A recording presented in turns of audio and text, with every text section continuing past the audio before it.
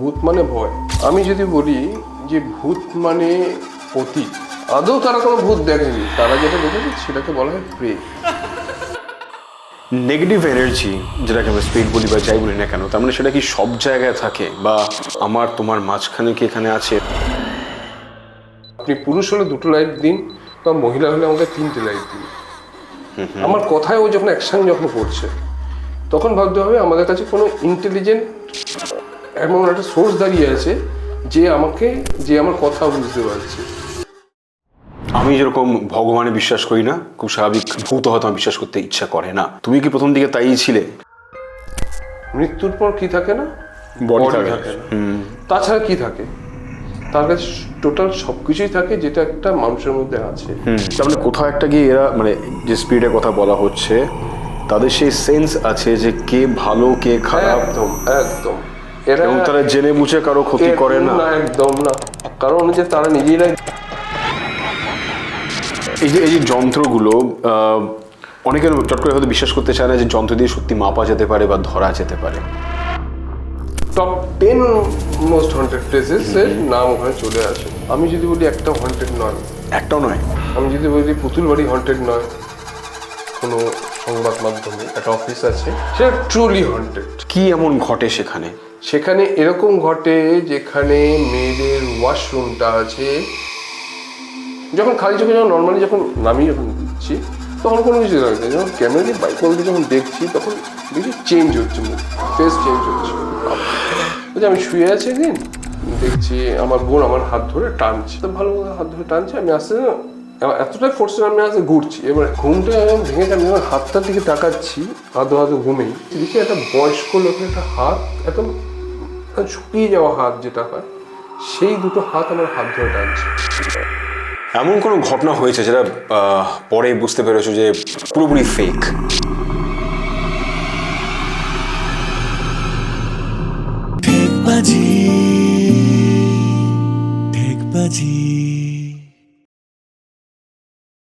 মানুষ হিসেবে আমরা অনেক কিছুই ভালোবাসি, তার মধ্যে সব থেকে লেটেস্ট যেটা এখন ট্রেন্ডিং বলা যেতে পারে সেটা হচ্ছে আমরা ভয় ভালোবাসি, সাংঘাতিক রকম ভালোবাসি। রাতের বেলায় যখন চারদিক অন্ধকার, ঠিক সেরকম একটা সময় একা ঘরের মধ্যে বসে আমি কানে অডিও স্টোরি শুনছি, আর মনে হচ্ছে আমার ঠিক কানের পাশে কেউ যেন একটা কিছু করলো। এই যে ভয় পেতে যাওয়া খুব একটা ন্যাচারাল নর্মাল নয়।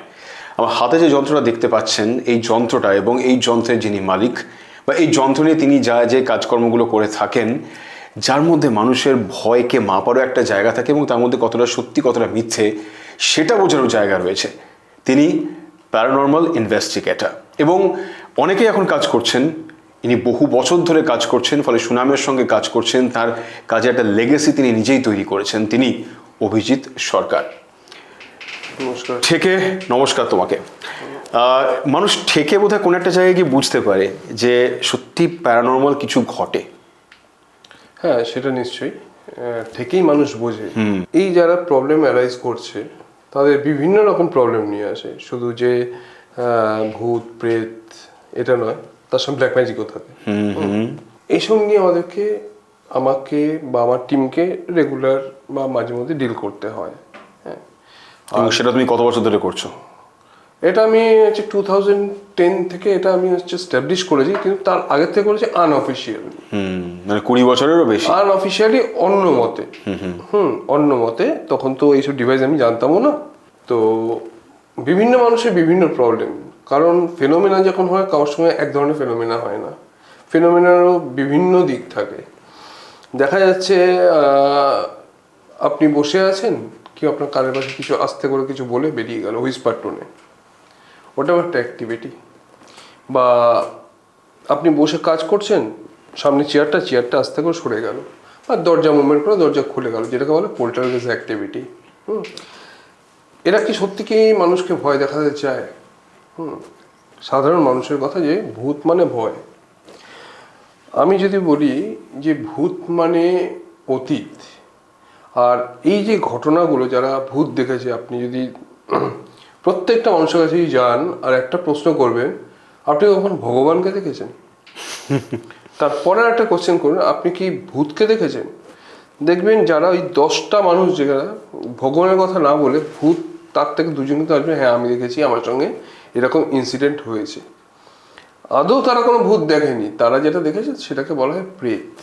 আমাদের এনভায়রনমেন্টে বিভিন্ন এনার্জি থাকে, স্ট্যাটিক, আয়ন, ইএমএফ, হ্যাঁ, বিভিন্ন বিভিন্ন এনার্জি থাকে। ওটা কোনো একটা জায়গায় যদি নিজেকে স্টাক করে নেয়, ওটাকে বলা হয় ইএমএফ গ্লিচ। ওটা আমাদের হ্যালুসিনেট করতে বাধ্য করে, তখন আমরা বিভিন্ন ভূত দেখি। তো আরেকটা শব্দ যেটা সবাই বলে না, এই জায়গাটা কি হন্টেড, যে হন্টেড কথা মানেটাই হচ্ছে আলাদা। আপনি ওখানে একদিন দেখলেন কি দুদিন দেখলেন, সেটা ওখানে হন্টেড হয় না। ওখানে রেগুলার বা মাঝে মধ্যেই যদি ওখানে ভিজিট যদি চলে, সেটা হন্টেড। আচ্ছা, হ্যাঁ, যেমন পার্ক সেমেট্রি সবাই বলছে হন্টেড। ইনফ্যাক্ট আমি কালকেও ইনস্টাগ্রামে আমি দেখছিলাম, একটা মেয়ে বলছিল আমার এটা হন্টেড প্লেস। কিন্তু আমার বাবা কলকাতা পুলিশে কাজ করতেন, আমি ডিআরওতে আমি যখন বাবার পেপারগুলো সাবমিট করাতাম, করে আসার সময় আমি সেমেট্রি হয়ে আসতাম।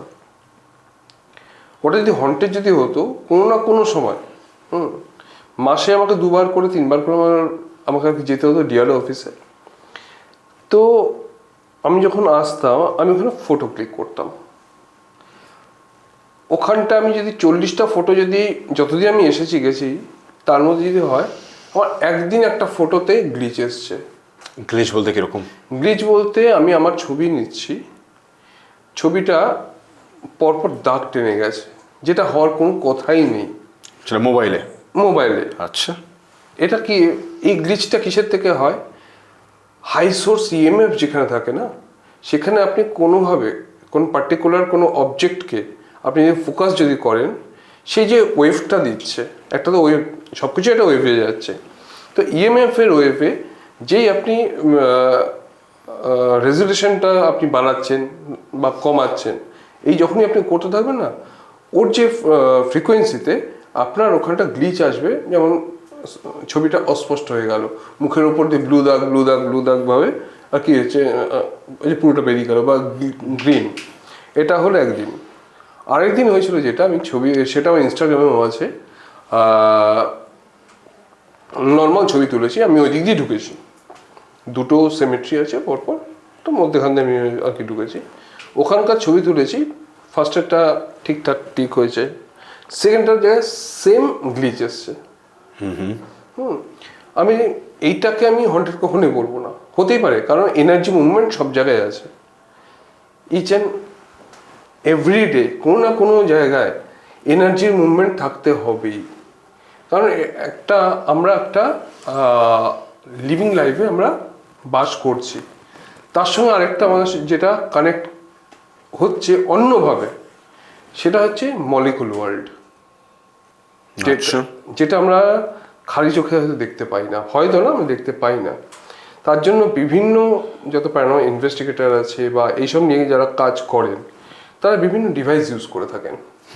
আর অ্যাকচুয়ালি আমি এগুলো বলবো যে এই ডিভাইস যেগুলো লাইক কেটোমিটার, কেটো একটা নাম, প্রত্যেকটা নাম, কিন্তু প্রত্যেকটা জিনিসেরই একটা কাজ আছে। যেমন ওটা হচ্ছে ইএমএফ মিটার, ইলেকট্রোম্যাগনেটিক ফিল্ড ও ডিটেক্ট করে। আর ইএমএফ এরও দুটো ভাগ আছে, একটা হচ্ছে ইলেকট্রোমোটিভ ফোর্স আর একটা ইলেকট্রোম্যাগনেটিক ফিল্ড, দুটো। তো এই দুটো যে ভাগ আছে, এটা টোটালটাই হচ্ছে ইন্ডাস্ট্রিয়াল পারপাসে ইউজ করা হয়েছে। এবার যেহেতু এটা দেখবেন আপনার, আমি বা সবাই উচ্চারণ যখন করবে, বা আপনি গুগলে যখন যাবেন দেখবেন যে প্যারানর্মাল যখন লিখবেন না, উইকিপিডিয়ার মধ্যে লেখা আছে সায়েন্স। বেসিক যে জিনিসটা সেটা হচ্ছে পুরোপুরি সায়েন্স, পুরোপুরি সায়েন্সকে বেস করে আমাদেরকে চলতে হয়। তার মধ্যে আমরা কি করি যে হ্যাঁ, কিছু কিছু ডিভাইস শুধু ওটা প্যারানর্মাল ইকুইপমেন্টস হিসাবেই ইউজ করা হয়, ওটা আইদার আর কোনো ইউজ করা যায় না বা হয় না। আর ম্যাক্সিমাম যে জিনিসগুলো সেগুলো হচ্ছে পুরোপুরি ইন্ডাস্ট্রিয়াল। ওটাকেই আমরা, যেহেতু এটা সায়েন্স, যে কোনটার সঙ্গে কোনটা ম্যানিপুলেট করছে সেটা বোঝানোর জন্য বা বোঝবার জন্য সেগুলোকে আমরা ব্যবহার করে থাকি। আমি আমি যেরকম ভগবানে বিশ্বাস করি না, খুব স্বাভাবিক ভূত হয়তো আমার বিশ্বাস করতে ইচ্ছা করে না। তুমি কি প্রথম দিকে তাই ছিলে, নাকি তুমি পরবর্তীকালে কোনো সময় তোমার না, বিশ্বাস actually, বদলেছে? ভূত প্রেত এই ব্যাপারটা না আমার কাছে কিরকম, আমি যতক্ষণ না দেখবো ততক্ষণ কোনো কিছু বিশ্বাস করি না। আচ্ছা, এই দেখা বলতে কি যন্ত্রের সাহায্যে দেখা, নাকি না চোখে বা শরীরে অনুভব? যন্ত্রটা অনেক বড় কাজ হয়। মানে যেটা চোখে দেখতে পাচ্ছি সবচেয়ে না। আগে শরীর আমাদের ডিভাইস, সবচেয়ে বড় ডিভাইস হচ্ছে আমাদের শরীর। আমাদের যে ফিলিং, হঠাৎ করে ধরুন আপনি বসে আছেন বা আমি বসে আছি, হঠাৎ করে আপনার গুজবাম্পস দিল। যেহেতু আমি একটা স্টুডিওর মধ্যে আছি, আপনি আমাকে যে কোয়েশ্চেন যদি করেন যে আমার অভিজিৎ আমার গায়ে এরকম কেন হলো হঠাৎ করে, কোনো এন্টিটি বা কোনো স্পিরিট কি গেছে, আমি সরাসরি এখানটায় জিনিসটাকে ডিনাই করবো, কারণ এখানে এত কিছু সেট আপ লাগানো আছে, ইএমএফ ফোর্স এত বেশি, স্ট্যাটিকও আসতে পারে, স্ট্যাটিক ফোর্স আপনার পাশ দিয়ে গেছে, সেই জন্য আপনার গুজবাম্পসটা হয়েছে। দেখবেন আমরা আগে বা এখনও টিভি অফ করবার পর সামনে দিয়ে হাতটা নিয়ে যাবেন, নেবেন, গুজবাম্পস হয়। হ্যাঁ, এটা হচ্ছে স্ট্যাটিক এনার্জি। তো আমরা এমন একটা জায়গায় দাঁড়িয়ে আছি যেখানে কোনো সোর্স নেই, কোনো কিছু সোর্স নেই, না ইএমএফ আছে না স্ট্যাটিক আছে, তারপরেও আমাদের সঙ্গে এই ঘটনাগুলো ঘটছে। বা হঠাৎ করে আপনার ঠান্ডা লাগা শুরু করলো কয়েক সেকেন্ডের জন্য, বা শরীর নাকি ভারী হতে শুরু করে। ভারীর থেকে ঠান্ডা। আচ্ছা। ভারী হয় কি কখন, মানুষ কোনো জায়গায় ভয় পাচ্ছে। ধরুন এমন আপনি আগের থেকে আপনি ভেবে রেখেছি ওখানে ভূত আছে, বা অনেকে ভূত দেখেছে, ওখানে যাওয়ার আগেই না আমাদের যে ব্রেন ও আগেই আমাকে নক করা শুরু করবে, ওখানে তো ভূত আছে। ওখান থেকে যেটা বলা হয় গা ভারী হয়ে যাওয়া, গা ভারী হয়ে যাওয়া, এটা একটা চলতি কথা, তাই গুজবাম্পস। হ্যাঁ, গা তো ভারী হয়ে যায়, আমাদের ওয়েট তো বেড়ে যায় না, না? তো ওইটাই আমাদের গুজবাম্পসটা আসে। কিন্তু এমন আমরা নর্মাল জায়গায় দাঁড়িয়ে আছি, সেখানে থেকে হঠাৎ করে আপনার ঠান্ডা লাগা শুরু করলো, তাও সেটা 3 থেকে 4 সেকেন্ডের জন্য। হ্যাঁ, কোনো হাওয়া নেই, কোনো কিছু নেই, তখন আমাকে একটুখানি চিন্তা করতে হবে কেন ঠান্ডা লাগলো। তো এইসব জিনিসগুলো এখানটা থাকে। এই যে যন্ত্রগুলো, অনেকের চট করে হয়তো বিশ্বাস করতে চায় না যে যন্ত্র দিয়ে সত্যি মাপা যেতে পারে বা ধরা যেতে পারে। স্বাভাবিক, যখন তুমি এগুলো নিয়ে কাজ করছো এত বছর ধরে, তুমি জানো এগুলো বিশ্বাসযোগ্যতা আছে এবং কোন যন্ত্র কিভাবে কাজ করে, খানিকটা সেটা বোঝানো যেতে পারে? 100 বার। এর আগে আমি আরেকটা কথা বলবো, এখানে যে কটা যন্ত্র আছে, লাইক এটাও একটা ইএমএফ মিটার, এটাও ইএমএফ মিটার, এটা স্ট্যাটিক, এটাও ইএমএফ মিটার, এটা হচ্ছে ইভিপি রেকর্ডার, এটা হচ্ছে ভাইব্রেটর সেন্সার, আর এটাকে বলা হয় ইএম পাম্প। তো এখানে 3টে আমাদের ইএমএফ মিটার। আমি এটা এখানটা অন করে দিলাম, ও আমাকে ফ্ল্যাকচুয়েট করে রয়েছে। এখানে যেমন 3টে লাইট আছে, তারপর আরেকটা লাইটও ব্লিঙ্ক করছে। এইখানটা লেখা আছে প্রত্যেকটা পয়েন্ট 1.5 মিলিগজ, 2.5 মিলিগজ, তারপরটা লেখা আছে 10 মিলিগজ, তারপর 20 মিলিগজ। তো এখানটা ও আমাকে 10 মিলিগজ অবধি দেখাচ্ছে। এবার ওকে আমি যদি বলি, হঠাৎ করে দেখতে পাচ্ছি নর্মাল জায়গায় আমি দাঁড়িয়ে আছি, যেখানে ওখানে ইএমএফ সোর্স নেই, কিন্তু তা আমি ধরে না ওখানটা আমার ব্লিঙ্ক করছে, ওখানে কোনো না কোনো দিক দিয়ে একটা ইএমএফ সোর্স আছে। এবার আমি বলি এখানে কেউ যদি থাকে, এই ইএমএফ সোর্সটাকে আপনি কমিয়ে দেখান। আপনি তো সবাই হয়তো আপনিও দেখেছেন কিছু কিছু শো, সবাই বাড়িয়ে দেখান। আমি যদি এটা উল্টো যদি বলি, কমিয়ে দেখান, আপনি আমাকে এখানে 2টো লাইট দিন, এতগুলো জ্বালাতে হবে না, 2টো দিন, আর এটা আমার হাতেও থাকবে না, এটা আমি একটা জায়গায় রেখে দেবো। এবার আমি যা যা বলছি সেইভাবে ও আমাকে ব্লিঙ্ক করা শুরু করেছে। এটাকে আপনি কি ভাববেন? ঠিক। যে আমার মুখ দিয়ে আমরা যে কথা যে বলি, আমাদের যে শব্দে নিশ্চয়ই হচ্ছে কোনো ইএমএফ সোর্স থাকে না। আপনার সঙ্গে আমি কথা যে বলছি সেটা কোনো ইএমএফ সোর্স নেই, একদমই না। তো আমার কথায় যখন 2টো লাইট জ্বলছে, আপনি পুরুষ হলে 2টো লাইট দিন, বা মহিলা হলে আমাকে 3টে লাইট দিন। আমার কথায় ও যখন অ্যাকশন যখন করছে, তখন ভাবতে হবে আমাদের কাছে কোনো ইন্টেলিজেন্ট এমন একটা সোর্স দাঁড়িয়ে আছে যে আমার কথা বুঝতে পারছে, সেই অনুযায়ী সে আমাকে এখানটা রিডিং দিচ্ছে। তার মানে কি যে এন্টিটি রয়েছে সে মানুষ অবস্থায় নয়, না, তার মানুষ- এন্টিটি রয়েছে, কিন্তু সে মানুষের কথা বুঝতে পারছে, তার মানে এবার বলছি কিভাবে বুঝতে পারে।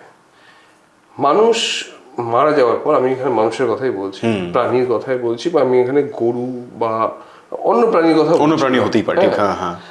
চার পায়ের প্রাণী কথা বলছি, আমি এখানে দু পায়ের প্রাণীর কথা বলছি, এবং মানুষের কথাই, একদম মানুষের কথা বলছি।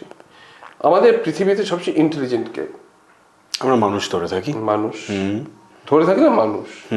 আর একটাকে যদি ধরতে যদি হয়, যারা আমাদেরকে ডেভেলপমেন্ট দিয়েছে, তাহলে আমাদের সেই অনেকটা দূরে যেতে হবে, সেই ইউএফওকে ধরতে হবে, Alien ইত্যাদি আনতে ধরতে হবে। এরিয়া। প্রাণীদের মধ্যে হাতি বা ডলফিনকে বলা হয় বুদ্ধিমান প্রাণী, কিন্তু আমি মানুষই ধরলাম। কিন্তু তারা কোনো কিছু বানাতে পারে না, যতই বুদ্ধিমান হোক তারা কোনো কিছু বানাতে পারে না, বা কোনো কিছু সোর্স তারা আবিষ্কার করতে পারে না, সেটা মানুষদের কাজ। তো আমাদের মধ্যে সেটা কি আছে, একটা ইন্টেলিজেন্স সোর্স আছে, যেটা আমরা বুঝতে পারি। আপনি আপনার কথা আমি বুঝতে পারছি, আমার কথা আপনি বুঝতে পারছেন। এখানটা আমি যদি কোনো পেটকে যদি ডাকি, একটা একজন পেট এসছে এখানটা, যে নতুন এসছে, সে এসে আমার গায়ের মধ্যে উঠবে। ওখানে যদি বলি তুই ওখানটা গিয়ে বস, বা তুমি ওখানটা গিয়ে বসো, সে কিন্তু বুঝবে না আমি তাকে যে বসতে বলছি। তো এটা মানুষই বুঝতে পারে। তো এবার আমি যখন দেখছি যে আমাদের কাছে কি আছে, বডি আছে, মৃত্যুর পর কি থাকে না, Body বডি থাকে। থাকে না। তাছাড়া কি থাকে, তার কাছে টোটাল সবকিছুই থাকে, যেটা একটা মানুষের মধ্যে আছে। হ্যাঁ, বাঞ্চ অফ এক্সপিরিয়েন্স, কনসিয়াসনেস তার মধ্যে আছে, সে বোঝে। তার পরিবারকেও সে যেমন বুঝতে পারছে, একটা মানুষের ভাষাও সে বুঝতে পারছে। তার শুধু একটা বডি নেই, একটা নিজেকে যে আমাদের যে একটা স্ট্রাকচার, সেই স্ট্রাকচারটা ওখানটা নেই।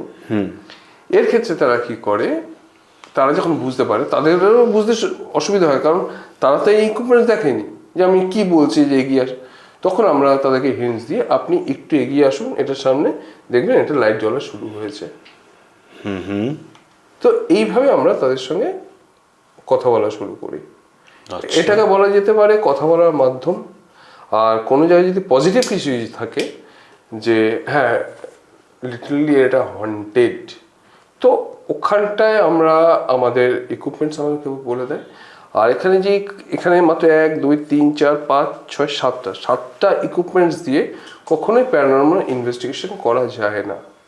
হ্যাঁ, প্রত্যেকটা দেখা যাচ্ছে আমি এখানে একটা কেটোমিটারে আমার 5টা আলো দিচ্ছে, আমার আরেকজন টিম মেম্বার সেই আরেক জায়গায় ইনভেস্টিগেট করছে, সেখানে আবার অন্য রিডিং দিচ্ছে। হতেই পারে।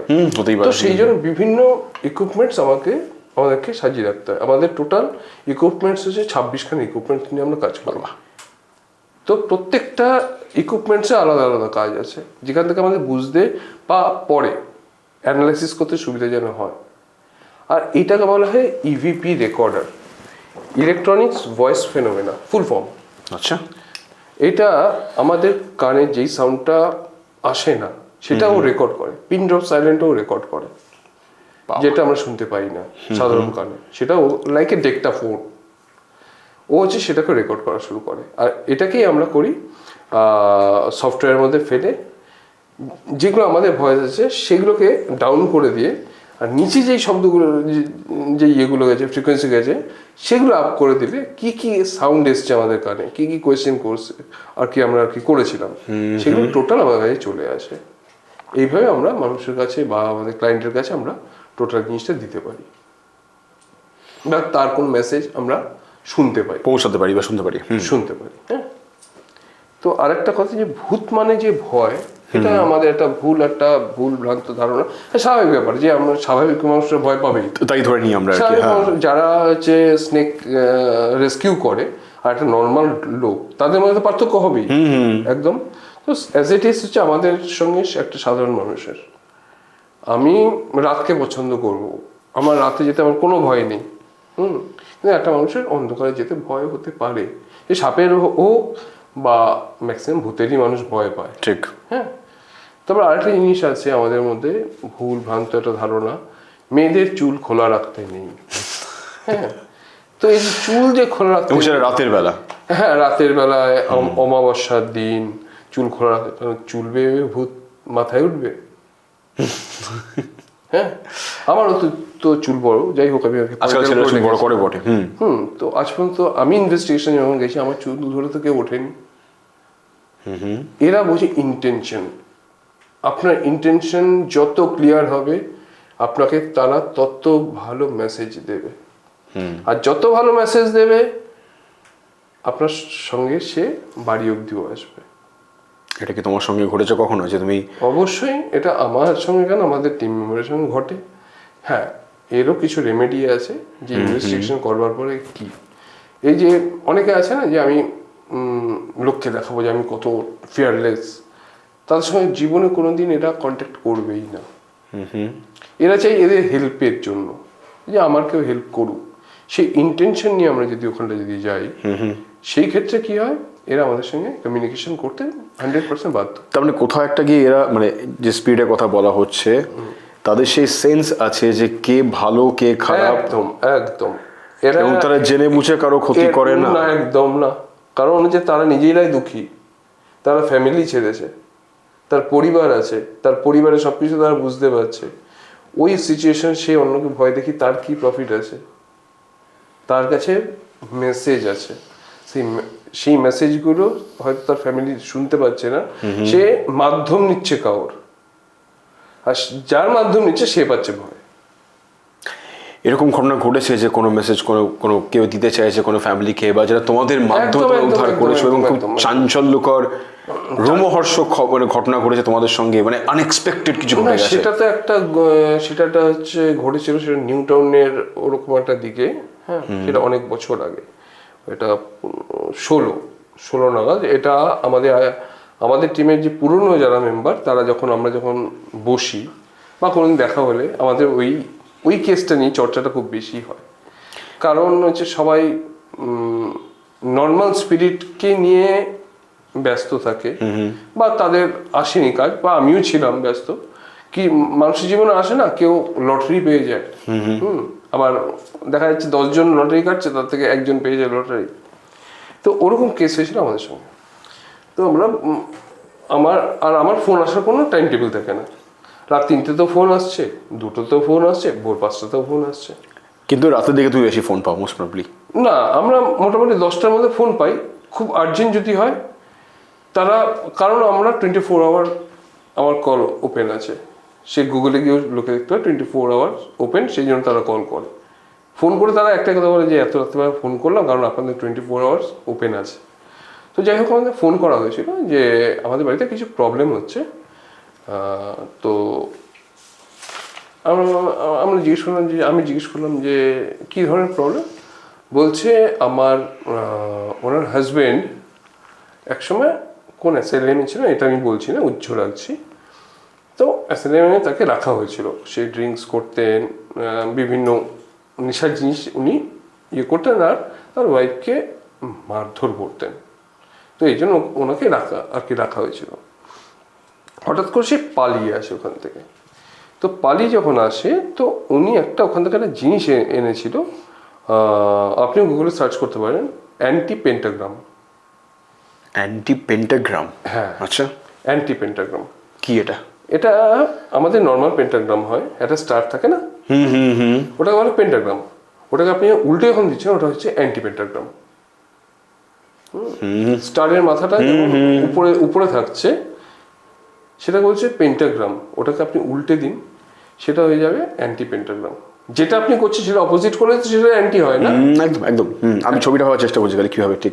একটা ওম যখন লিখছেন, ওমটাকে উল্টে দিলে যা হবে, উল্টে দিন, ওটাও অ্যান্টি হয়ে যাচ্ছে। তো যাই হোক, আমার একটা জিনিস, আমরা হচ্ছে ক্লায়েন্টের কথা কখনো বিশ্বাস করি না যতক্ষণ আমরা নিজে চোখে না দেখছি। কারণ মানুষ ভয় অনেক কিছু বলে, আর এই ভয় থেকেই মানুষের আস্তে আস্তে পকেটে টাকা খসা শুরু করে। হ্যাঁ, বিভিন্ন লোকের কাছে গিয়ে ইয়ে করে। তো আমরা ফার্স্টে গেলাম ওই বাড়িতে, শুনেছি সেই বাড়িতে নাকি ফটোতে ফেস চেঞ্জ হয়। আচ্ছা, মানে যে ছবি রাখা রয়েছে দেওয়ালে কারোর ছবি, সেখানে কারোর ছবি যদি থাকে, তাদের যে পূর্বজ আছে, হ্যাঁ, দাদু ঠাকুমা জ্যাঠা, এরা যারা যারা মারা গেছে, তাদের নাকি ফেস চেঞ্জ হয়। এগুলো তো বিশ্বাস করা তো হয়তো সিনেমা হলে দেখতে ভালো, মানে ফেস চেঞ্জ মানে হচ্ছে ফেশিয়াল এক্সপ্রেশন বদলে যায় নাকি, না মুখটা পুরো বদলে যায়? আচ্ছা, পুরোপুরি ফেসটা চেঞ্জ হয়ে ভয়ানক লাগে, স্ক্রিপ্টি টাইপের। বাবা, আচ্ছা। তো সেরকম ফেস চেঞ্জ হয়ে যায়। তখন আমাদের তখন টিম ছিল, তো আমরা যখন যাই তখন উঠে দেখতে পাচ্ছি সব কিছু উল্টো করা। যত গডের সিম্বলগুলো সব উল্টো করা, সব কিছু। আমরা জিজ্ঞেস করি কে করেছে, বলছে আমার হাজব্যান্ড করে গেছেন, উনি এখন নেই পৃথিবীতে, হ্যাঁ, তার আগেই সে মারা গেছেন। তো উঠে নর্মাল ছবি দেখছি, আমরা জিজ্ঞেস করছি কোথায় চেঞ্জ হচ্ছে। যখন আমরা বাইফোকাল লেন্স দিয়ে যখন দেখছি, হ্যাঁ, তখন দেখি চেঞ্জ হচ্ছে মুখ চেঞ্জ হচ্ছে, বলতে ফটো থেকে হয়তো বেরিয়ে আসবে এরকম আর কি। মানে ইনস্ট্যান্ট চেঞ্জ হচ্ছে তখন, সঙ্গে সঙ্গে ইনস্ট্যান্ট। যখন খালি চোখে যখন নর্মালি যখন নামিয়ে যখন দিচ্ছি তখন কোনো কিছু লাগছে, যখন ক্যামেরা দিয়ে বাইক কল ক্লিক করি, আমরা র্যান্ডামলি ক্লিক করি ছবি, যখন বাইক কল দিয়ে যখন দেখছি তখন দেখছি চেঞ্জ হচ্ছে, মুখ ফেস চেঞ্জ হচ্ছে। বাবা, আমার টিম মেম্বারের কাছে আর ক্যামেরাটা দিলাম, আমি দেখুন, সে বলছে হ্যাঁ অভিজিৎবাবু এটাই হচ্ছে। তো সেখান থেকে আমরা আসলাম, এসে বিভিন্ন তথ্য আমরা নিয়ে থাকি যে মানুষটা ফোনে যে কথাটা বলেছিল আর সামনাসামনি তার সে কতটা চেঞ্জ হতে পারে। কারণ ডাক্তার দেখলে মানুষের প্রবলেম বাড়ে, এটা আমরা সবাই জানি। হ্যাঁ, এটা আমরা সবাই জানি। তো বিভিন্ন পয়েন্ট আসলো, তা এক একজনকে আমরা ক্রস করা শুরু করলাম। আমাদের ক্রস করা মানে ভাববেন বোধহয় আমরা বোধহয় পুলিশ থেকে এসেছি বা কোনো সিআইডি ডিপার্টমেন্ট থেকে এসেছি।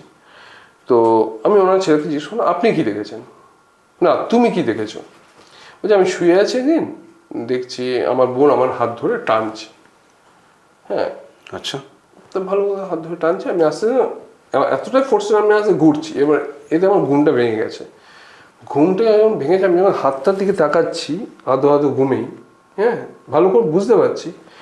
এবার যখন দেখছি একটা বয়স্ক লোকের একটা হাত, একদম শুকিয়ে যাওয়া হাত যেটা হয়, সেই দুটো হাত আমার হাত ধরে টানছে। ঠিক আছে, ওখান থেকে একটা নিলাম তথ্য। এবং বিভিন্ন ধরনের এভিডেন্স। সেই বোন কিন্তু নেই তার মানে? না আছে, তার বোন আছে, কিন্তু তার বোন তো বুড়ি না, বাচ্চা। ওদের ভাই বোন থাকলে কি হয়, খুনছুটি হয়, কিন্তু তার বোন তার মায়ের পাশে শুয়ে আছে। ওকে, ও গিয়ে শুয়েছে অন্য রুমে, ওর হাত ধরে টেনে নিচে নামাচ্ছে। তখন ও চোখ খুলে দেখছে একটা বয়স্ক হাত, পাতলা হাত, তার হাত ধরে টেনে টেনে নিচে নামাচ্ছে।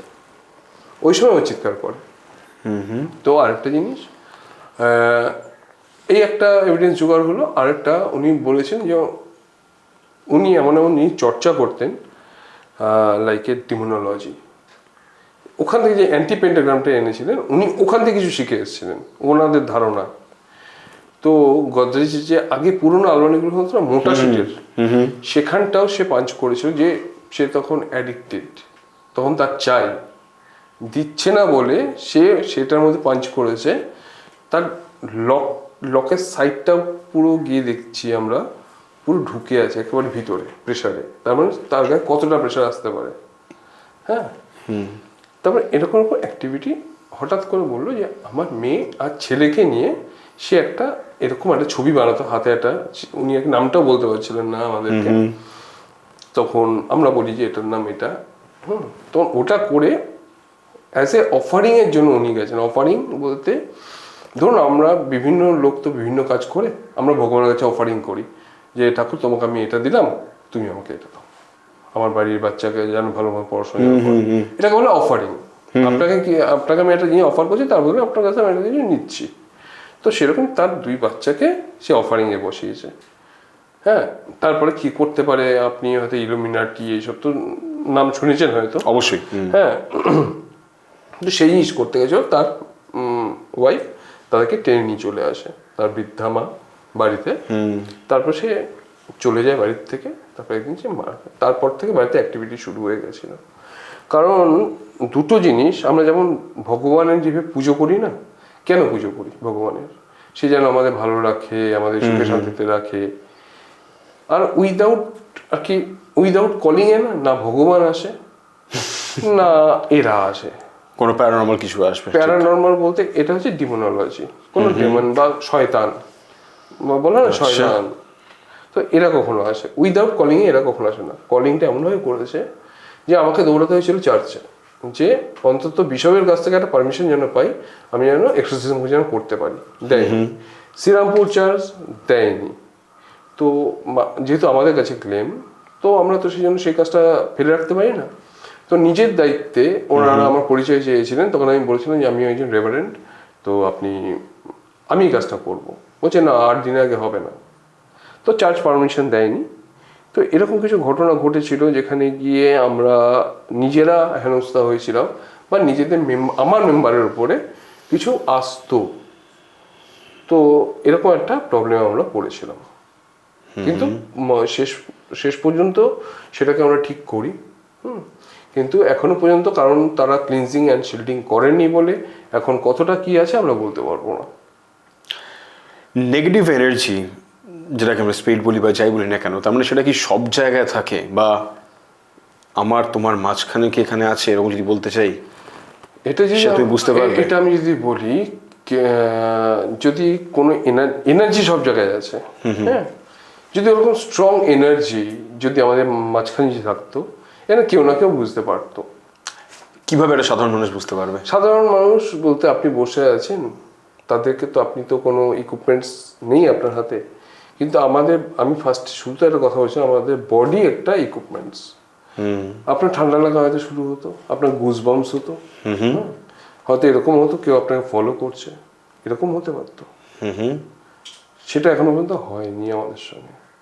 তো এনার্জি আমাদের কাছে আছে, আশেপাশে আছে, কিন্তু সে ততটা স্ট্রং নয়, বা তার কোনো দরকার নেই আমাদেরকে নক করবার। এনার্জি সব জায়গায় আছে। শহর কলকাতা বলি, পশ্চিমবঙ্গের বিভিন্ন জায়গায়, ভারতের হয়তো অনেক জায়গায় প্রচুর এরকম হন্টেড লোকেশন শোনা যায়। লোকে যেখানে যেতে পছন্দ করে, হয়তো সেখানে ট্রিপও করায় লোকজন, যে যান, গিয়ে একটা অভিজ্ঞতা পান, গুজবাম্পস পাবেন, হ্যান ত্যান ইত্যাদি। কতগুলো ঠিক, কতগুলো ফেক, তুমি নিজে কতগুলো দেখতে পেয়েছো?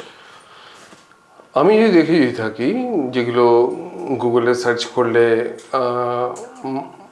Most haunted place in Kolkata বা দিল্লি বা এরকম বিভিন্ন জায়গায় টপ 10 মোস্ট হন্টেড প্লেসেসের নাম ওখানে চলে আসে। আমি যদি বলি একটা হন্টেড নয়। একটাও নয়? আমি যদি বলি পুতুল বাড়ি হন্টেড নয়। মানে আমাদের, হ্যাঁ, মানে কলকাতার বিখ্যাত পুতুল বাড়ি। সবাই বলে পুতুল বাড়ি হন্টেড। আমি যদি বলি ওটা হন্টেড নয়। হন্টেডের মানেই তো আপনাকে আমি বুঝিয়ে দিলাম যে হন্টেড ফার্স্টেই হন্টেড কি। হ্যাঁ, তার মধ্যে হয়তো কিছু কিছু জায়গা হন্টেড হতে পারে। একটা অফিস আছে কলকাতার বুকে, নাম করা একটা অফিস আছে, কোনো সংবাদ মাধ্যমের একটা অফিস আছে। আচ্ছা। সেটা ট্রুলি হন্টেড, যেটাকে হন্টেড বলা হয়। ইচ অ্যান্ড এভরি ডে হন্ট করছে।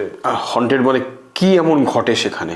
সেখানে এরকম ঘটে, যেখানে মেয়েদের ওয়াশরুমটা আছে, কোনো মহিলা ওখানে ঢুকবার আগে দুবার ভেবে ঢুকেছে আমার সঙ্গে কিছু না কিছু তো হবে, সে তো আমাকে ছবি টাচ তো করবে, দিনে যে কোনো সময়?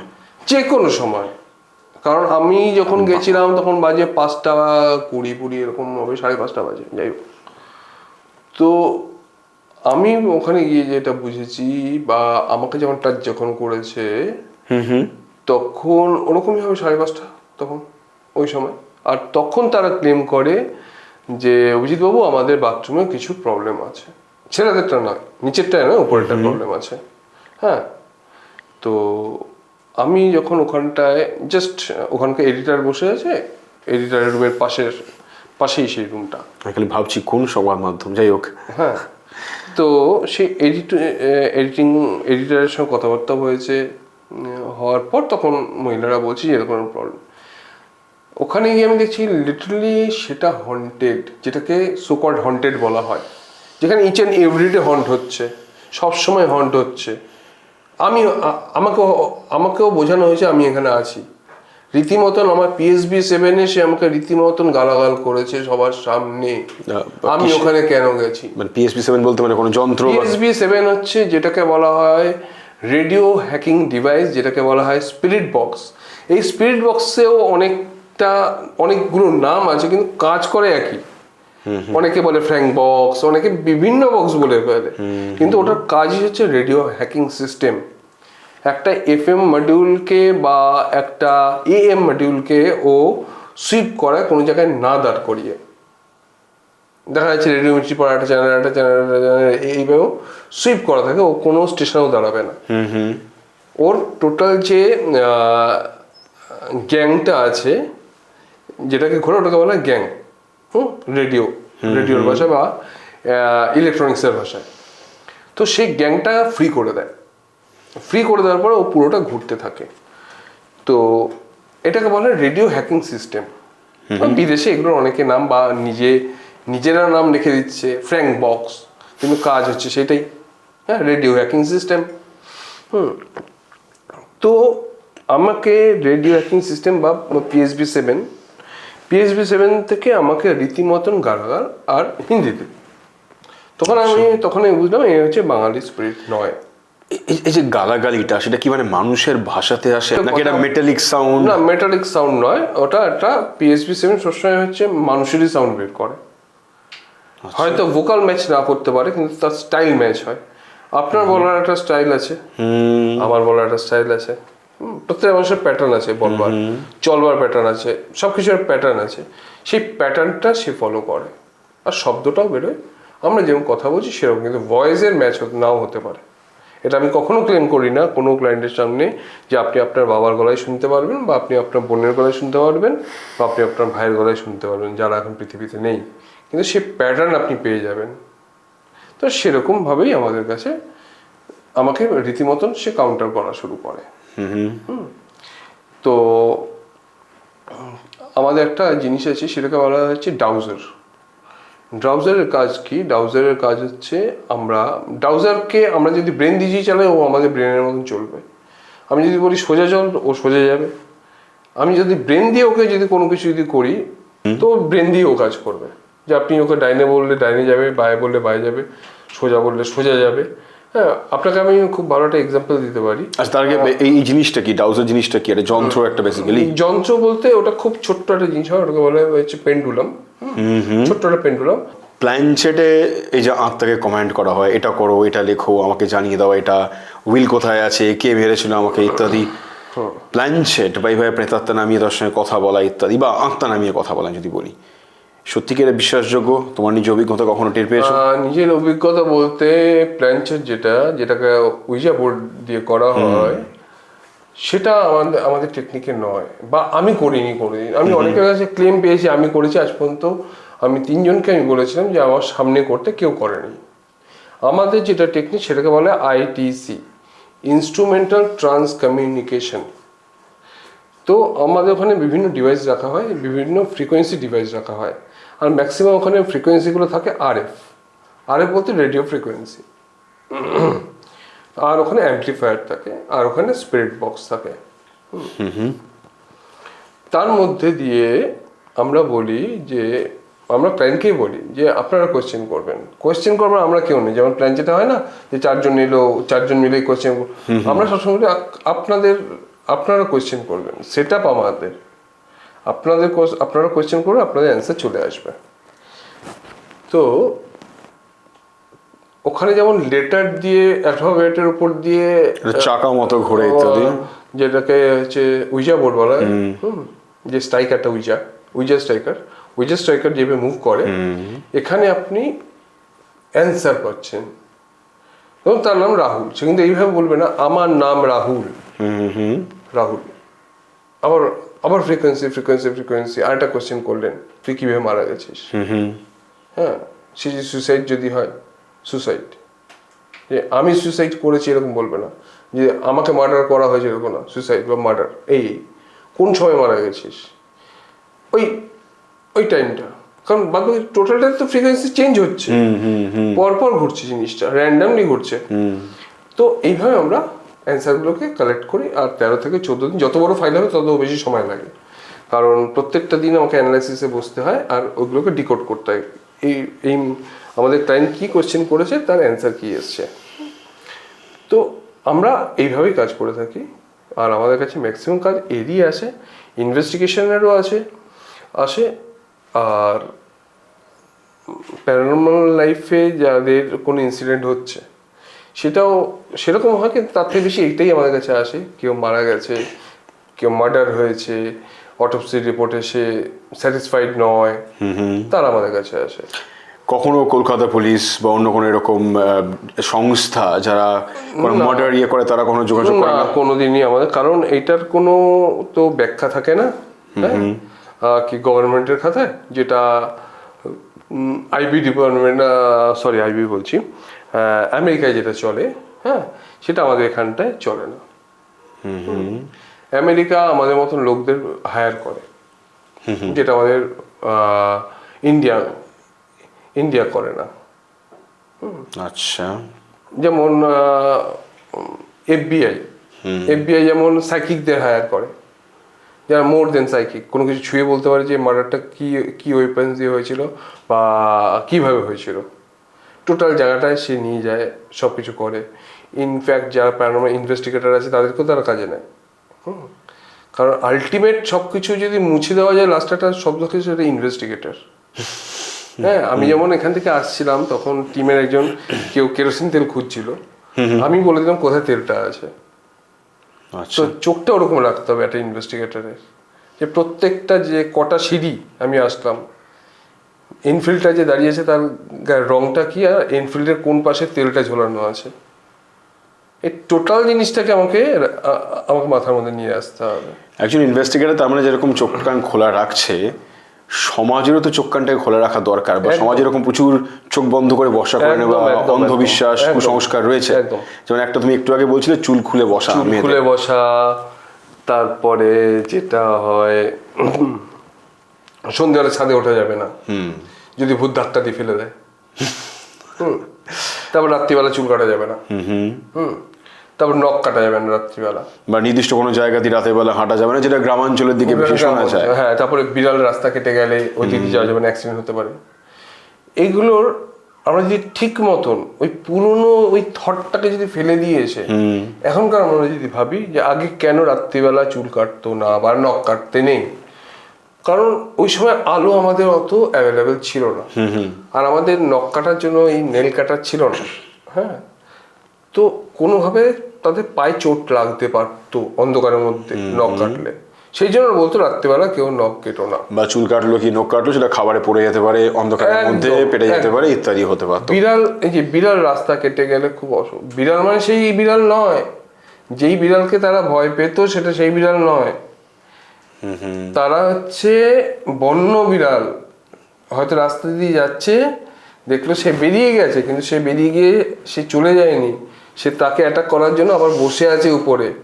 তো ওইখান থেকে প্রচলিত হয়েছে যে বিড়াল পথ কেটে গেলে ওখানে ব্যাক করে চলে আসবি, কারণ ওখানে ক্রস করে ও কিন্তু খেয়ে নেবে। আর আমরা ধারণা করেছি আমাদের যে নর্মাল যে পেট হয় বা রাস্তায় যে বিড়াল হয় সেই বিড়াল। হ্যাঁ, আলো প্রচুর বেড়েছে এখন, শহর ঝলমলে হয়ে গেছে, গ্রাম এখনো খানিকটা তবু হয়তো মাঝে মাঝে ইয়ে থাকে। এই এত যে আলো ঝলমলে হয়েছে তাতে কি প্যারানর্মাল অ্যাক্টিভিটি কমে যাওয়ার কথা নয়, নাকি এখন তোমরা কেসেস অনেক বেশি পাও? আমরা কেসেস অনেক বেশি পাই বলতে, কেসও আমরা অনেক বেশি পাই, সত্যি কথা বলতে কেস আমরা অনেক বেশি পাই, কিন্তু এমন এমন কেস থাকে যেগুলো আমরা মুভ করতে পারি না, যেখানে পুলিশ ইনভেস্টিগেশন হচ্ছে। যতক্ষণ সরকারি ইনভেস্টিগেশন না উঠবে তার মধ্যে আমরা ইনভলভ হতে পারি না। সেকেন্ড হচ্ছে কোনো কারোর প্রপার্টি অন্য লোক এসে ক্লেম করছে যে ওখানে ভূত আমি দেখেছি, আপনারা এসে দেখুন, সেখানে আমরা যাব না। আমরা করি প্রাইভেট ক্লেম। ধরুন আপনার বাড়িতে প্রবলেম, আপনি আমাকে কন্ট্যাক্ট করেছেন, তখন আপনি আমাকে এনওসি দেবেন, তারপরে আমি আপনার ওখানে যাব। উইদাউট পারমিশনে কোনো প্রপার্টিতে ঢোকা যায় না। আর আমাদের ইউটিউব ভিডিওতে কোনোদিন ইউটিউব ভিডিও পাবেন না, কারণ আমাদের সবসময় লেখা থাকে যে আপনার প্রবলেম, আপনার পারিবারিক প্রবলেম আপনি কি 10টা লোকের সামনে দেখাতে পারবেন? আমার প্রবলেম যদি হয়, আমি কি এসে 10টা মানুষকে ভিডিওতে এসে দেখাবো আমার বাড়িতে এই প্রবলেম, ওই প্রবলেম, সেই প্রবলেম? আপনার বাড়িতে আপনার আত্মীয় আসা বন্ধ করে দেবে, আপনাকে বললে না ওই বাড়িতে জল খাস না, ওই বাড়িতে জল খেলে তোর সঙ্গে ওই প্রবলেম আসবে। এই যে ব্যাপারগুলো আমরা অনেক ইউটিউব চ্যানেলে দেখি, ফেসবুকে দেখি যে অমুক বাড়ি ইনভেস্টিগেশন করতে গেছে, তাদের তো প্রাইভেসি নামে একটা শব্দটা একটা আছে, ঠিক। কেউ ছাড়ে, ওগুলো জাস্ট দিখাওয়া থাকে। আমি হাতে মোবাইলটা নিয়েছি কেন বুঝতে হয়তো তুমি পারছো, আমি জাস্ট সার্চ করলাম গুগলে যে top 10 haunted places in Kolkata. আমি নামগুলো বলছি, তোমার অভিজ্ঞতা, হয়তো গেছো তুমি সেখানে নিচে বা শুনেছো, টেস্ট করেছো তোমরা। 1, রবীন্দ্র সরোবর মেট্রো স্টেশন।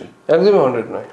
লোকে রাতের বেলা নাকি অনেক কিছু দেখে, লাস্ট মেট্রো বেরিয়ে যাওয়ার পরে লোকে অনেক কিছু শুনতে পেয়েছে। সবাই শুনতে পেয়েছে, অনেকে দেখতে পেয়েছে, সুইসাইডের প্রচুর ঘটনা রয়েছে। অনেকে দেখতে পেয়েছে, অনেকে শুনতে পেয়েছে। সেটা হচ্ছে ফেসবুক আর ইনস্টাগ্রামের মাধ্যমে, বাস্তবে নয়। বাস্তবে নয়। তোমরা গিয়ে কিচ্ছু টের পাওনি? কিচ্ছু নেই। পুতুল বাড়ি ওটা তো একদমই নয়। ইনফ্যাক্ট হচ্ছে পুতুল বাড়ি হচ্ছে তাদের আমি কেস করে রেখে দিয়েছে, বাইরে হচ্ছে হোর্ডিং হচ্ছে লিখে রেখে দিয়েছে যে এই বাড়িতে কেউ যদি আসে এই ভূত বিষয়ে তাদের নামে আমরা কেস করবো। ইনফ্যাক্ট তারা আমাদের গভর্নমেন্টের ঘরেও গিয়ে তারা পেপার জমা করে দিয়েছে যে আমাদের বাড়িটাকে হন্টেড বলে বা ভুতুরে বলে বলা হচ্ছে। রাইটার্স বিল্ডিং একদমই নয়। আচ্ছা, ন্যাশনাল লাইব্রেরি কুখ্যাত কিছু ঘটনা। এটা আমি শুনেছি, কোনোদিন আমি যাইনি। আমি তাদেরকে ফোন করেছিলাম, তখন বলছি আপনারা পুলিশের লোক, আমরা ইনভেস্টিগেশন করবেন। তো যাই হোক, আমাদের ঢুকতে দেওয়া হয়নি, সেই জন্য ওটা একদমই না। কিন্তু কারণ ওখানে কাউকে পাঠিয়েছিল অ্যাজ এ ইনভেস্টিগেটর হিসাবে নয়, সে জাস্ট পড়তে গেছিল। আমি বলছি কিছু থাকলে আমাকে জানান। গোরস্থানে সাবধান, পার্ক স্ট্রিট গোরস্থান। ওটা একদমই নয়, একদমই নয়, একদমই নয়। বললাম না যে গ্লিচ হয়েছিল আমার সঙ্গে দুবার, ওটাকে হন্টিং প্লেস বলা যায় না, হন্টেড প্লেস বলা যায় না। হেস্টিংস হাউস, হেস্টিং হাউস, হ্যাঁ হতে পারে, হ্যাঁ ওটা হতে পারে। কিভাবে? হ্যাঁ, কারণ ওখানে 7 থেকে 8 বারের বেশি ভিজিট হয়েছিল। যারা প্রত্যক্ষদর্শী, স্পেসিফিক ঘটনা যেটা বলতে পারবে, যারা ওখানে কিছু ডিউটি তো ওটা তো আর ফাঁকা থাকে না, ওটা তো গভর্নমেন্টের জায়গা। তো ওখানে কিছু পুলিশ ক্লেম করেছিল, তো শুনেছিলাম। ওইভাবে ক্লেম করেনি যে অভিজিৎ আমি দেখেছি বা অভিজিৎ আমি দেখেছি বা আমাদের সঙ্গে এরকম ইনসিডেন্ট। তোমরা গিয়ে কোনো প্রমাণ পাওনি? হ্যাঁ, তোমরা গিয়ে? না, আমরা কোনো প্রমাণ পাইনি, কারণ ওখানে ঢোকার কোনো রাস্তা নেই না, ওটা তো সবসময় পুলিশের আন্ডারে থাকে। নিমতলা ঘাট? একদমই নয়, ভুল কথা। কিন্তু হওয়া তো উচিত, এত মানুষের, বা সেই অর্থে যে কোনো ঘাট। না না না, ঘাট কখনো হন্টেড হয় না এরকম, তাই? একদম নয়। পরপর দেওয়া রয়েছে 7 আর 8 নিমতলা ঘাট এবং Ghats under Howrah bridge. Howrah bridge ওই যেটা খুব বেরোচ্ছে, যারা আর কি জলের মধ্যে ডুবিয়ে নিয়ে যায় মহিলারা, একদমই নয়, মিথ্যা কথা। ঘাটে হওয়ার কথা, কিন্তু স্বাভাবিক শ্মশানে বা ঘাটে মানুষ তো আশা করবে হবে, ওটা আশা করে মানুষ তো অনেক কিছুই আশা করে, তা বলে কি সেটাই ওখানে হতে হবে? আচ্ছা, হ্যাঁ। আর তারা ওই ঘাটেই কেন বসে থাকবে? তাদের হাতে কি ছিপ বড়শি আছে যে মাছ ধরার জন্য সে ঘাটে বসে থাকবে? হ্যাঁ, কোনো কারোর একটা জায়গায় স্টার্ট হয়ে বসে থাকার তো কোনো মানে থাকবে। তাদের কাছে একটা বডি নেই, তাদের কাছে একটা তো এনার্জি আছে, তাদের মধ্যে কনসিয়াস মাইন্ড আছে। যেমন এখানে আমাকে বসে থাকতে হচ্ছে, আপনার সঙ্গে অনেকদিন পর দেখা হলো, হ্যাঁ, আপনার সঙ্গে কথা বলছি বলে আমাকে বসে থাকতে। একটা সময় পর আমি উঠে আমার বাড়ি যাব, আপনি উঠে আপনার বাড়ি চলে যাবেন। হ্যাঁ, তো এটাই আর কি, যে কোনো জায়গায় এরা একভাবে থাকে না। আর সবচেয়ে মজার একটা কথা জানেন কি, আমরা এত কিছু শ্মশান ঘুরে বেড়াচ্ছি, তো আমি যদি বলি ম্যাক্সিমাম প্রত্যেকটা বলিনি, ম্যাক্সিমাম মন্দির হন্টেড। মন্দির হন্টেড? শান্তির জায়গা, পবিত্র জায়গা, সেটা হন্টেড? একদম। কারণ মানুষ শান্তি খোঁজে সেখানে যায়। আমরা জীবিত থাকাকালীন কি করছি? কোনো প্রবলেম আসলে মন্দিরে যাই না? মানুষ তো প্রবলেমে মন্দিরে যায়। হ্যাঁ, তো আমাদের কাছে প্রবলেম যখন আসে আমি তখন মন্দিরে যাই, বা কোনো কিছু হলে আমরা মন্দিরে যাই, কোনো কিছু রিচুয়ালস করতে গেলে মন্দিরে যাচ্ছি। আমার মৃত্যুর পর আমি দেখতে পাচ্ছি আমার ফ্যামিলির কাছে আমার সঙ্গে যে ইনসিডেন্টটা হয়েছে, সেটার জন্য আমি মন্দিরে যাবো না যে ভগবান এটা তুমি কি করলে আমার সঙ্গে? আচ্ছা, মানে সাধারণত যখন বন্ধুরা কোনো জায়গায় আড্ডা দিয়েছি, আমাদের হয়তো আলোচনায় উঠে এসেছে লাশ কাটা ঘর, মর্গ, শ্মশান। মর্গে আপনি পাবেন, একদম 100% মর্গে আপনি পাবেন। কিন্তু মর্গে যদি পাওয়া যায়, শ্মশানে পাওয়া যাবে না? শ্মশানে, যেখানে আপনি কাকে বেশি ভালোবাসেন? আমি মানে প্রশ্নটা বুঝতে পারলাম না। আপনি কাকে বেশি ভালোবাসেন? আমার আত্মীয়দের, বন্ধুদের। তারপরে সবচেয়ে বেশি কাকে বেশি ভালোবাসেন? নিজেকে ভালোবাসেন। আপনি যখন দেখতে পাচ্ছেন আপনার বডিটা ওখানটা পড়ে আছে, যখন বডির কোনোদিন শেষই হয়নি, বডিটা পড়ে আছেন, তো আপনার কনসিয়াস মাইন্ডটা কোথায় দৌড়াবে? বন্ধুদের কাছে না আপনার বডির সামনে? মানে কি সেই তত্ত্ব যে আমি আমার মানে যে মায়া, বারবার ঢুকতে চাইছে ওটার মধ্যে। একদম নিজেকে দেখতে পাচ্ছেন, আপনি শুয়ে আছেন, আপনার আত্মীয় স্বজনরা কান্নাকাটি করছেন, তখন আপনি নিশ্চয় বন্ধুর কাছে যাবেন না, আপনি আপনার বডির পাশেই থাকবেন। সেই জন্য মার্চুরি সবসময় হন্টেড। আর কি ওখানে স্পিরিটের আনাগোনা থাকবেই, যেখানে বডি। আর ধরুন 1000 সাল পুরনো যদি কোনো সেমেট্রি হয় বা গ্রেভিটিয়ার যদি হয়, তো সেই ক্ষেত্রে ওখানটা পাওয়া খুব কম। আর যখন নিউলি যদি এখনো পর্যন্ত ওখানে গ্রেভ করা হয়, ওখানে আপনি পাবেন। দেখবেন আপনি সাউথ পার্ক স্ট্রিট যেটার কথা হচ্ছিল, ওখানে কিন্তু গ্রেভ করা হয় না, বহু বছর বন্ধ, বহু বছর বন্ধ। ওই জন্য ওখানে কোনো কিছুর হিন্টস আপনি পাবেন না। কিন্তু আপনি উল্টো দিকে দেখবেন একটা সেমেট্রি আছে যেখানে এখনো পর্যন্ত গ্রেভ করা হয়, ওখানে আপনি চলে যান, ওখানে আপনাকে হয়তো ঢুকতে দেবে না। কারণ পার্সি সেমেট্রিতেও গেলে, কারণ এখানটা একটা কি হয়ে গেছে না, এই ভূতের নামে ব্যবসা চলে। হ্যাঁ, যে ক্যামেরা ঢুকছেন 100 টাকা, ক্যামেরা আছে সঙ্গে, ক্যামেরা নেই তো ঠিক আছে এই টাকা, ক্যামেরা নিয়ে ঢুকলে 100 টাকা।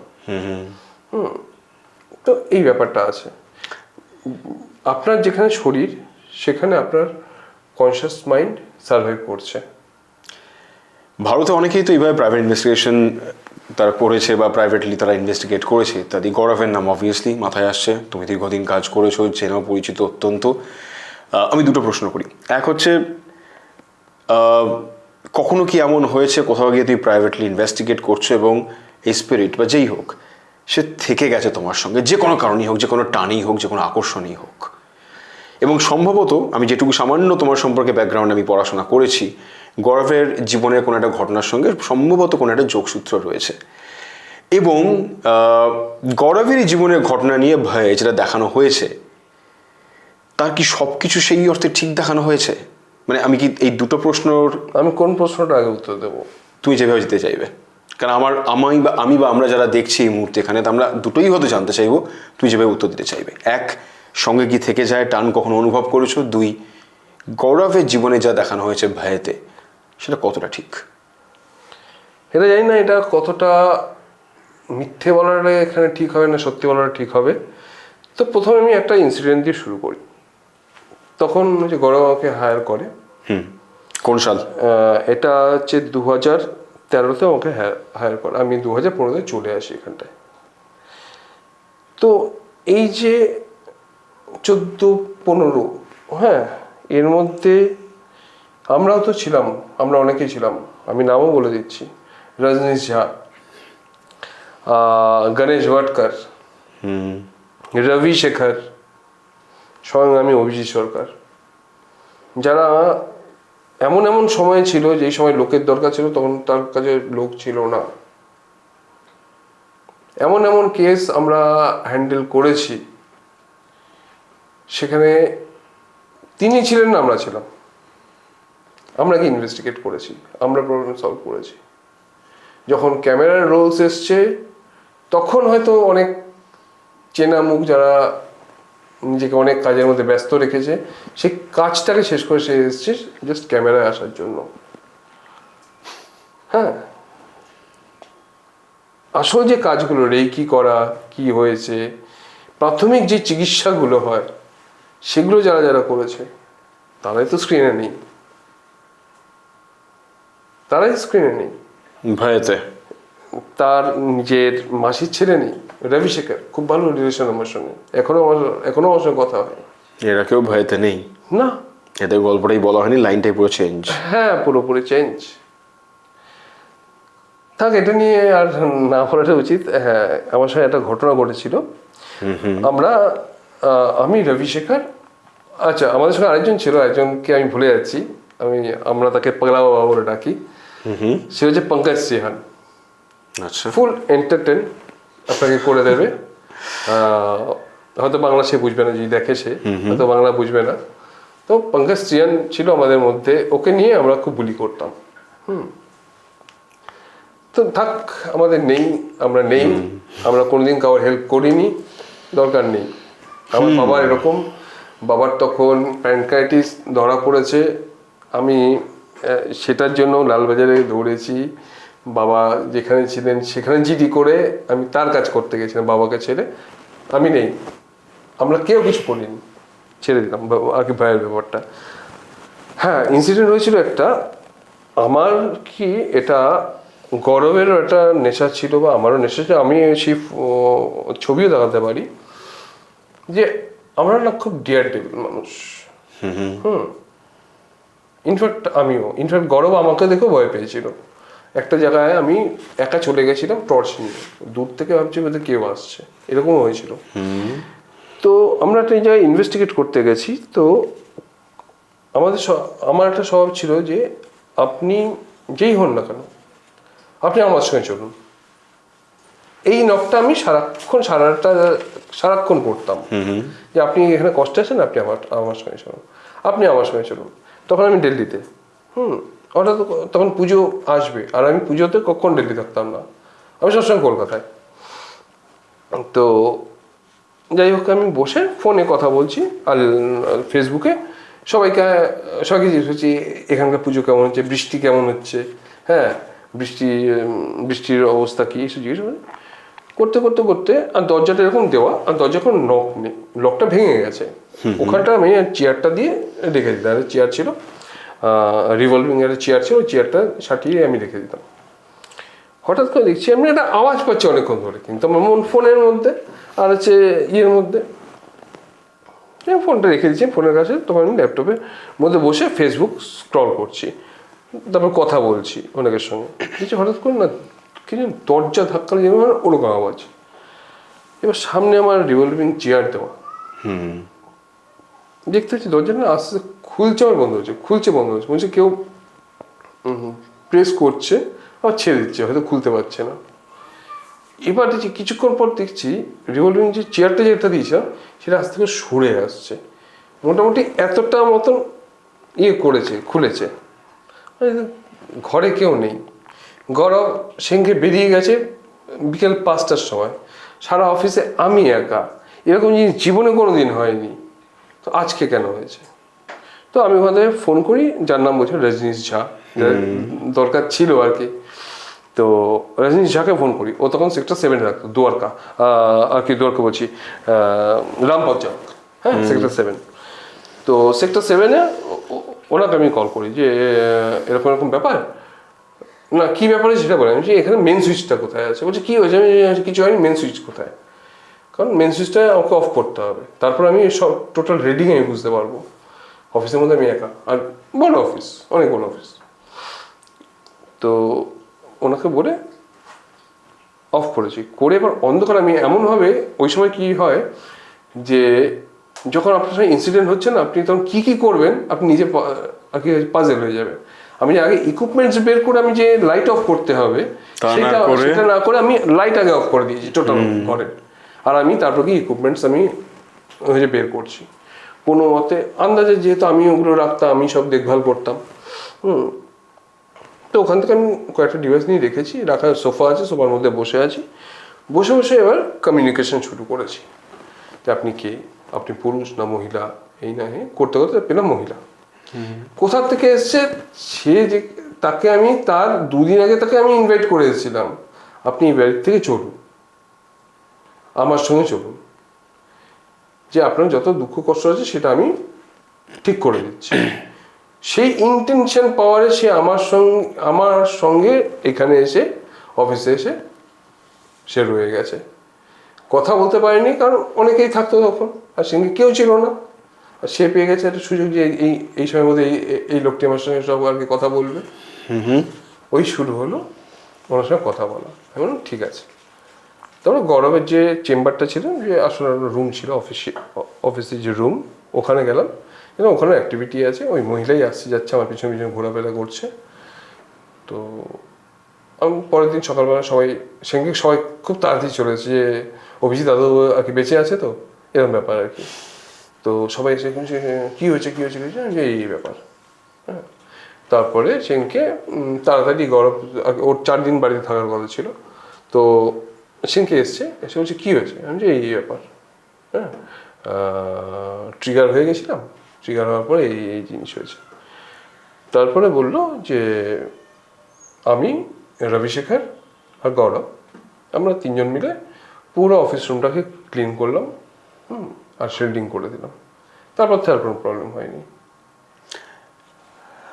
তুমি যে কথাগুলো বললে তাদের বুঝতে পারলাম তুমি তাকে বলেছিলে যে আপনি আমার সঙ্গে আসলে আপনার দুঃখ কষ্ট ইত্যাদি আমি ঠিক করে দেবো। তার মানে কি এটা যে তুমি সলিউশন দাও, যেটা হয়তো অনেকে সলিউশন দেয় না, জাস্ট খালি এটা প্রবলেমটাকে ইনভেস্টিগেট করে দেখে দিল যে আছে কিছু একটা, মানে তুমি বা তোমরা কি সলিউশন দেওয়ারও চেষ্টা করো? আমরা 100 বার, আমাদের অ্যাকচুয়ালি ডক্টরদের কাজ হচ্ছে রোগটাকে ডিকোড করা নয়, শুধু রোগটাকে ডিকোড করা না, তার প্রবলেমটাকে সলভ করতে হবে। আপনার জ্বর এসছে, আমি বলে দিলাম আপনার জ্বর এসছে, আপনার কয়েকটা প্রেসক্রাইব করে দিলাম ওষুধ, হ্যাঁ, না করে দিয়ে আপনাকে বলবেন জ্বর এসছে, আপনাকে কোনো মেডিসিন দিলাম না, আপনার তো জ্বর তো ঠিক হবে না।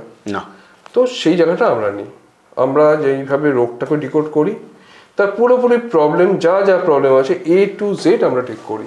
এমন কোনো ঘটনা হয়েছে যেটা পরে বুঝতে পেরেছো যে পুরোপুরি ফেক, মানে দেখানো হচ্ছিল প্যারানর্মাল অ্যাক্টিভিটি হয়, তোমাদের ডেকে নিয়ে আসার আগে একটা পুরো নাটক স্টেজ করা হয়েছে, পরে বোঝা গেছে অ্যাবনর্মাল কিছুই নয়, প্যারানর্মাল তো কিছুই নয়, মানুষের ষড়যন্ত্র, মানে মানুষের মধ্যে যে এই লোভ বলো, ভয় পাওয়ানোর। একদম একদম, এই পয়েন্টটা খুব ভালো বলেছে। এটা বলবার পর আমি অনেক কিছু ভাবছিলাম যে কোন কেসটাকে আনবো, কারণ আমাদের সঙ্গে ফ্রড হয়েছিল অনেকবার, কিন্তু এই ফ্রডটা আমার হঠাৎ করে মাথায় আসলো। আচ্ছা, হ্যাঁ, এটা যে আমাদের সঙ্গে হয়েছিল, এটা একজন মহিলাই করেছেন।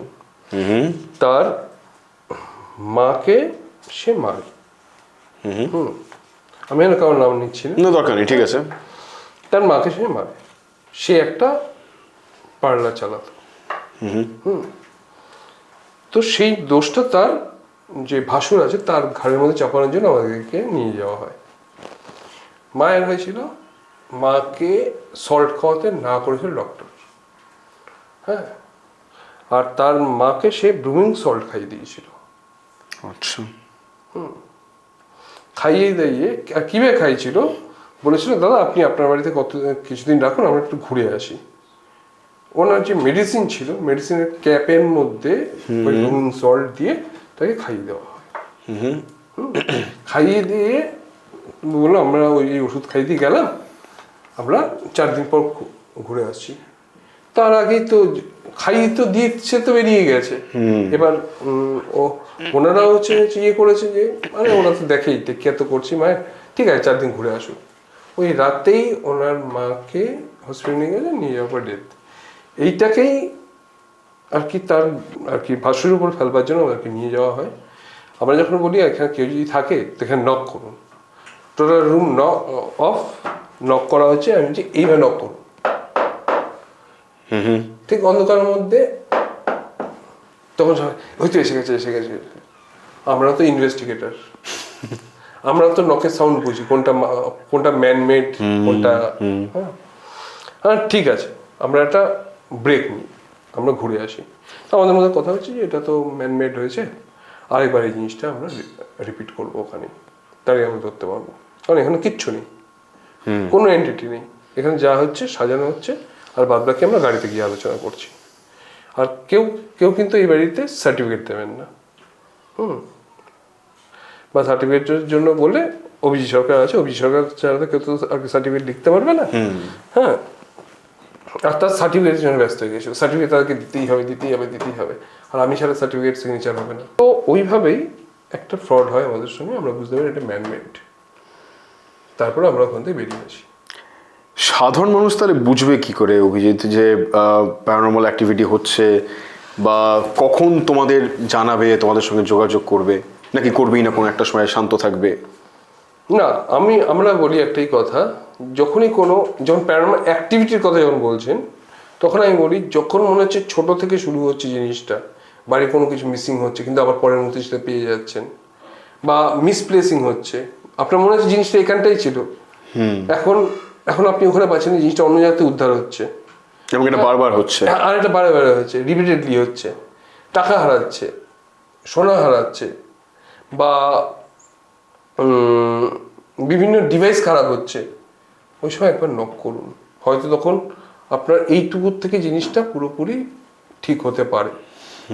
রোগ যখন বেড়ে যায় না, তখন ওটাকে ঠিক করতে গেলে ডাক্তারেরও সমস্যা হয়, অনেকটা টাইমও লাগে, কিন্তু হ্যাঁ ঠিক করতে হয়। মানুষ প্রথম বোঝে না, এটা শারীরিক দিক থেকে এটাও কিন্তু ওয়ান কাইন্ড অফ শারীরিক দিক থেকেই হয়, কিন্তু একটা ব্যথা যন্ত্রণাটা হয়তো হয় না, তারা অত জিনিসটা দেখে না, কিন্তু এটা শারীরিক দিক থেকেও হয়, মেন্টালি এটা হয়, এটা হার্ম করে। আমার মানে জানার মোটামুটি যা যা ছিল তার প্রায় আমি শেষ দিকে পৌঁছে গিয়েছি। যারা দেখলো এতক্ষণ ধরে তারা নিশ্চয়ই অনেক কিছু জানতে বুঝতে পেরেছে। সব থেকে বড় কথা এটাই যে কলকাতায় যেগুলোকে বলা হতো হন্টেড বলে, সেগুলো যে হন্টেড নয়, বা তার জায়গায় অন্য কিছু হয়তো হন্টেড জায়গা রয়েছে। কেউ যদি বলে আমাকে কলকাতার মধ্যে কোনটা হন্টেড, আমি কিছু বাড়ি আমি রেখে দিতে পারি যে বাড়িতে আমাকে ডেকে কাজ করানো হয়েছে। তুই নাম এখন বলতে চাও না সম্ভবত? কখনোই না। আমরা কোন অঞ্চলটা সেটা কি বলতে চাও? তারপর যা আমি কলকাতা বলে দিই, আমি কলকাতা কেন, আমি ওয়েস্ট বেঙ্গল বলে দিচ্ছি। না না, মানে কোনো পিন পয়েন্ট মোটামুটি একটা জায়গা, কথা হাওড়া আছে, আচ্ছা, সাউথে আছে, সোনারপুর আছে, এরকম প্রচুর জায়গা আছে হন্টেড হাউস। প্লেস হয় তার হাউসই হয়, ফ্ল্যাট আছে, হন্টেড ফ্ল্যাট আছে, তেঘুরিয়া আছে, এই তো, হ্যাঁ অনেক কিছু আছে, অনেক জায়গা আছে কলকাতায় হন্টেড হাউস, হন্টেড ফ্ল্যাট, কিন্তু যেসব গুগলের মধ্যে করা আছে একদম নয়। অভিজিৎ যা যা বললো এতক্ষণ ধরে, যারা শুনছেন তারা নিশ্চয়ই বুঝতে পেরেছেন যে কিছু আছে। কারণ স্বাভাবিক, ওরা যে যন্ত্র নিয়ে কাজ করছে, এত বছর ধরে কাজ করছে, ওদের এত বছর ধরে তৈরি করাটা লেগেসি, এবং নিঃসন্দেহে প্রচুর কেসেস ওরা হ্যান্ডেল করেছে। এবং অনেক সময় হয় যে যা আমরা বিশ্বাস করতে চাই তা যদি চোখের সামনে না দেখতে পাই আমরা বিশ্বাস করতে চাইব না। যেমন আমি নিজের কথাই বলি, আমি না ভগবানে বিশ্বাস করি, ভূতের দেখা পাইনি তাই ভূত বিশ্বাস করি না, কিন্তু তারপরেও তো কিছু মানুষ নিশ্চয়ই সেটা টের পেয়েছেন, তাই তাদের বিশ্বাসের জায়গা থাকবে। তাই বিশ্বাস অবিশ্বাস আমরা ঠেকেই শিখবো, শেখার জন্য, জানার জন্যই এই ঠেকবাজি আর কি। অভিজিৎ, অসংখ্য ধন্যবাদ আজকে এপিসোডটার জন্য, আজকে আড্ডাটার জন্য। অনেক কিছু জানলাম, শিখলাম। আশা করি একদিন আমি হয়তো প্রমাণ পাবো, বলা যায় না, যখন এই জগতেই যখন আছি তখন প্রমাণটা পাওয়াটা দরকার খুব, তাহলে বিশ্বাস করতে পারবো যে মানে শেক্সপিয়ার যেটা বলেছিলেন, there are more things in heaven and earth Horatio than are dreamed of in your philosophy. তো আশা করা যাক খোঁজ পাবো একদিন নিশ্চয়ই।